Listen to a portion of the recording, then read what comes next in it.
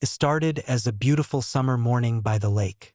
My family and I had spent years maintaining our lakefront property, planting native flowers, reinforcing the shoreline, and building a small dock for boating and swimming.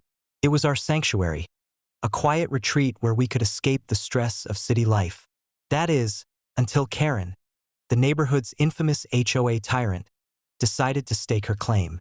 Karen, ever the self-appointed enforcer and property dictator, had recently purchased a large estate nearby. Her teenage son, Max, was notoriously spoiled, demanding, and utterly unaccustomed to working for anything.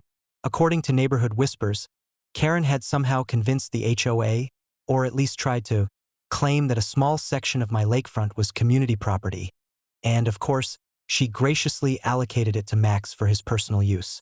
I received the official-looking notice one morning, a poorly typed document declaring a portion of my lakefront reserved for Max.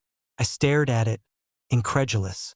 The lake was literally part of my property, with deeds, survey markers, and years of documented maintenance proving ownership. Karen predictably ignored all of that. At first, I tried diplomacy. I called the HOA, presented my deeds, and even offered to meet with Karen and her son.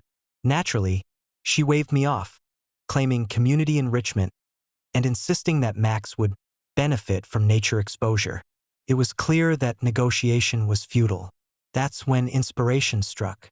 If she wanted to assign our property to her entitled child, I would simply make the property inaccessible in a way that was legal, visually striking, and utterly unignorable. I designed a custom, double-layered fence along the disputed area, using tall timber, artistic ironwork, and strategically placed landscaping.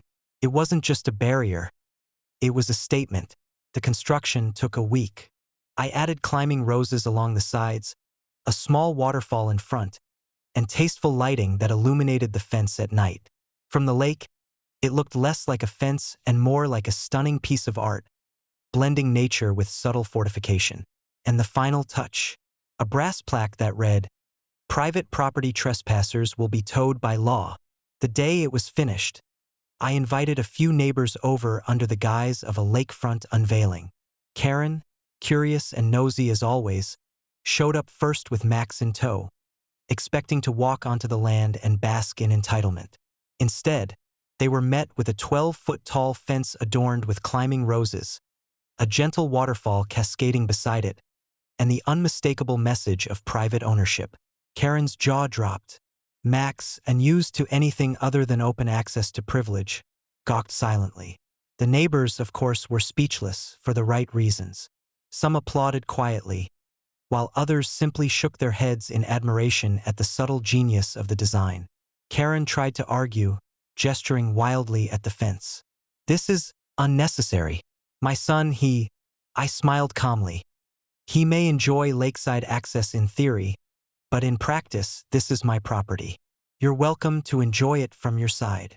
Defeated, she muttered something about community standards and retreated, dragging her frustrated son behind her. Word spread quickly through the neighborhood. Karen had tried to overreach, and the elegant fence had not only preserved my property but also sent a clear message. Entitlement meets consequence when boundaries are enforced intelligently. Now, every time I walk along the lakefront, I see the roses climbing, the water glistening, and the neighbors nodding with quiet approval. Karen still prowls nearby, clipboard in hand, but she knows she won't cross the fence line again. Max, meanwhile, has learned the hard way that not all privileges are freely handed out, especially when the boundaries are immovable, visually stunning, and legally ironclad. The lakefront remains ours, peaceful and protected, and the fence? It's more than wood and iron. It's a monument to creativity, patience, and knowing how to respond to overreach without losing your cool.